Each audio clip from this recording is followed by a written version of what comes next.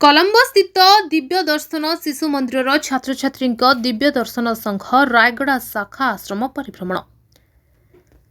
पवित्र नेताजी जयंती शुभ अवसर में कलम्बो गंजाम जिला स्थित दिव्य दर्शन शिशु मंदिर प्राय 200 ऊर्ध्व छात्र छात्री तथा अभिभावक वृंद गुरुजी गुरुमा दिव्य दर्शन संघ रायगड़ा शाखार आश्रम को परिभ्रमण में आसिथिले। संघर केंद्रीय कमिटीर युग्म संपादक श्री प्रभाकर प्रधान प्रत्यक्ष तत्वावधान में आसिथिबा छात्र छात्री अभिभावक गुरुजी गुरुमा को रायगड़ा शाखा तरफ श्री गोपीनाथ बेहरा, श्री सुभाष विशु माझी, श्री श्रीनिवास राव एवं श्री सिद्धार्थ परिड़ा प्रमुख अतिथि मानक भव्य स्वागत करते एवं दिव्य दर्शन संघ केंद्रीय कमिटीर वरिष्ठ सदस्य तथा संपादक पूज्य श्री केशव सेठी, दिव्य दर्शन संघ प्रतिष्ठाता सद्गुरु श्री श्री अर्जुन नैतिक तथा आध्यात्मिक भाव आधारित प्रवचन माध्यम दिव्य भाव विचार उपस्थापन करते। परिशेष उपस्थित समस्त छात्र छात्री अभिभावक गुरुजी गुरुमा को दिव्य दर्शन संघ रायगड़ा शाखा तरफ प्रसाद सेवन माध्यम आप्यायित कर परिदर्शन में आसिथिबा विद्यार्थी अभिभावक गुरुजी गुरुमा बहुत आनंदित होइतले।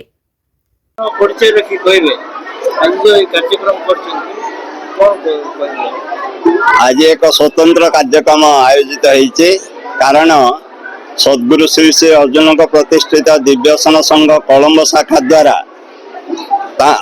कलम्बो शाखार दिव्यसन शिशु मंदिर छात्र छात्री अभिभावक माने विभिन्न आश्रम परिदर्शन प्रथमे आज आमर सद्गुरुदेव प्रतिष्ठित दिव्यसन आश्रम अंतरझुली परिभ्रमण करते आसी दिव्यसन रायगड़ा शाखा आश्रम को से विभिन्न आश्रम परिभ्रमण करी गुरु आशीर्वाद लाभ करने उद्देश्य छात्र छात्री तथा अभिभावक और शिक्षक शिक्षयित्री माने समस्ते आसचंती स्वागत करी मध्याह्न भोजन कर व्यवस्था ये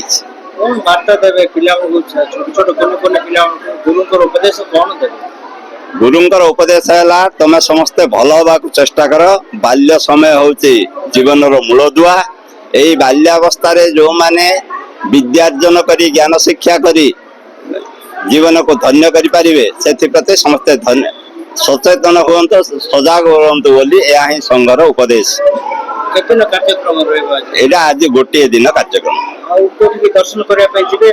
परवर्ती समय अन्य आमर दिव्यसन संघ आश्रम गुड़िक अच्छी से गुड़िक दिव्यसन संघ द्वारा प्रायोजित शिशु मंदिर गुड़िकर आश्रम परिभ्रमण में जाउछन। रायगड़ारू Dharanidhar Pattanaik report the news today.